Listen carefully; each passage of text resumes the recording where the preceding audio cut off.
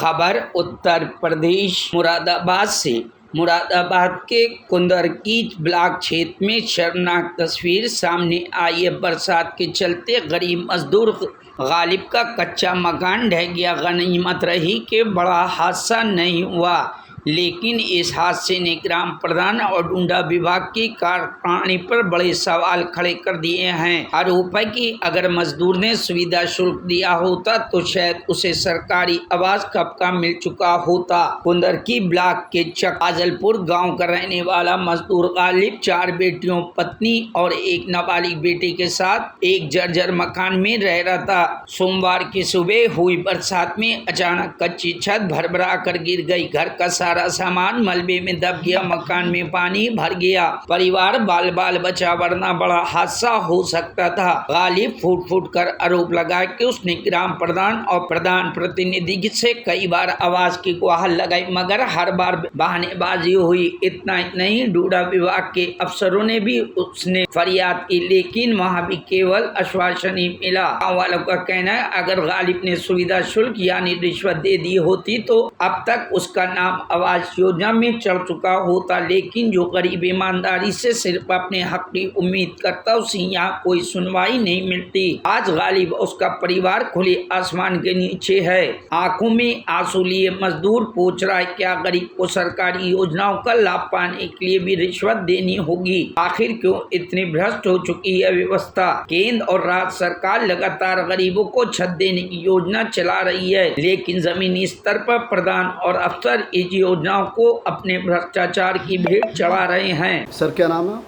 शानू पाशा। अच्छा सर, एक मामला आया है कि बरसात के चलते आपके ग्राम पंचायत चकफाजलपुर में मजदूर गालिब के मकान की कच्ची छत गिरी और उनका आरोप है कि कई बार ग्राम प्रधान जो प्रतिनिधि हैं सानू पाशा जी आपके लिए बोला है कि उनसे भी हमने आवास के लिए कई बार कहा और उनके द्वारा कोई भी हमारे मकान को लेकर संज्ञान नहीं लिया गया। तो सर क्या पूरा मामला है इसे लेकर? हाँ, उन्होंने हमसे कहा था, तो हम वहाँ पे उनको बोल के आए थे कि भाई देखिए जो सरकारी प्रक्रिया होती है इसमें जो ऑनलाइन आवेदन करना पड़ता है आवास के लिए, मैंने आप उसको कराइए, उसमें जो आपकी मदद सरकार से मिलेगी वो हम ज़्यादा से ज़्यादा प्रयास करेंगे और जो हमसे होगा वो भी उसमें हम आपका सहयोग करेंगे, क्योंकि धनराशि जो भी सरकार से आती है वो इतनी पर्याप्त नहीं होती है, उसके अतिरिक्त भी और चीज़ें चाहिए होती हैं। तो उसमें हमने उनसे आश्वासन दिया था इस बात के लिए, कोई ऐसी बात नहीं है, उसके एवज में हमने ये बात उनको कह दिया। आगे मैंने उनसे कहा था कि भाई अगर 1,50,000 रुपये का सहयोग अगर हो सकता होगा तो हम कर देंगे, लेकिन वो बोले कि भाई पूरे आवास का आप करवाएं। तो भैया उसमें जो सरकारी प्रक्रिया है उसमें हम मजबूर हैं, वो हमारे हाथ में नहीं होता। हम तो आवेदन कराते हैं, उसमें जो पेपर में नाम भेजना होता है वो हम अपना कर देते हैं, बाकी तो ब्लॉक से टीम आती है वो चेक करती है और जो रिपोर्ट लगाती है उसी के आधार पर आगे काम होता है। ठीक, तो उसके लिए सर जो पेपर थे उनके आवास के लिए क्या उन्होंने कोई ऑनलाइन वगैरह कराया? और आपने जो ग्राम सचिव इसरात जी, ये मकान की छत जो है वो कैसे गिरी है? बरसात से। कितने दिन से जो है आपका मकान जो है इसी हालात में था?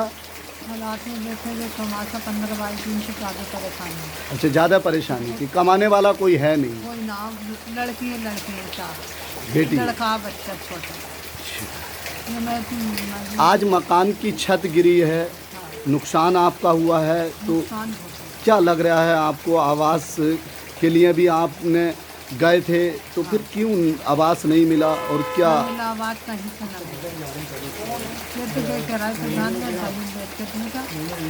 अच्छा, प्रधान ने कहा, बुलाया था मैंने जी। मेरा मकान कैंसिल हो गया, क्या करूँ? तुम्हारे लॉयर पे भी जमा नहीं, मीटर पे भी जमा नहीं, कहाँ से करूँ?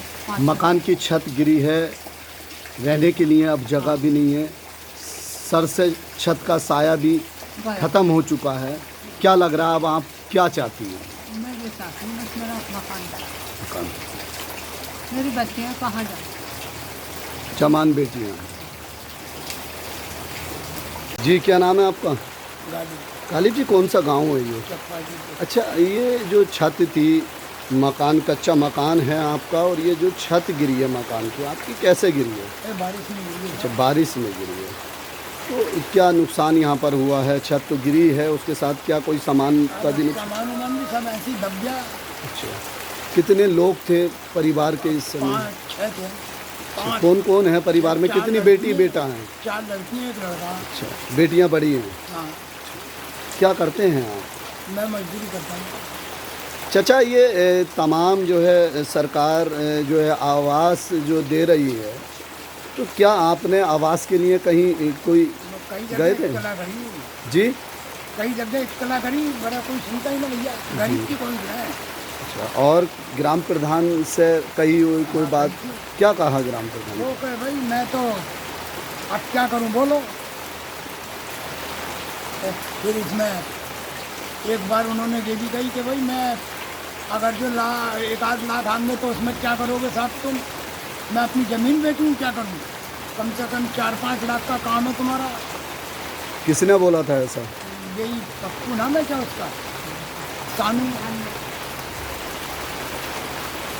तो लगातार जो है तमाम आवास के लिए आपने दर बदर भटके, लेकिन उसके बाद भी आवास नहीं मिला। कोई किस तरीके से आप जो है जो कच्चा मकान था, बरसात का मौसम जो है चल रहा है, तो लगातार जो है ये आपका इसी तरीके से पानी का जला भराव रहता था या आज ही पहली बार हुआ है? ना पीछे से भी ऐसा ही था, तो कैसे यहाँ पर रहते थे आप? मकान ऐसे पानी उड़ चुके रहे जा रहे हैं। Bureau report, news hub Bharat.